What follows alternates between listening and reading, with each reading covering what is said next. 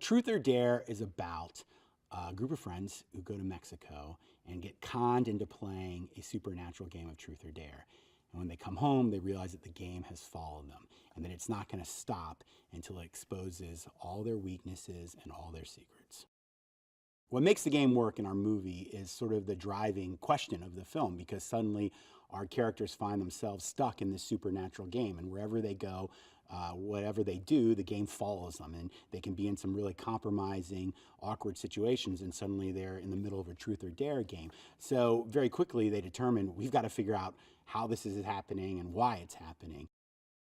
All the truths that are asked and the dares that are posed around the Olivia, Marky, Lucas love triangle, that's when it starts to become really personal, and I find that you really start to engage in what the characters are going through, and it's no longer just kind of a horror movie game of like, what bad thing is going to happen next. Suddenly now you're really invested in these relationships.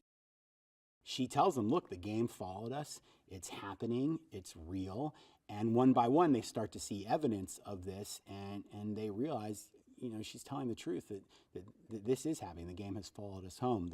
The first person to come around is Tyler, because he gets his turn. And when you get your turn, you realize that this is not a hoax. So rarely do we have a chance to say how we really feel. So rarely are we given permission to do something that we shouldn't do.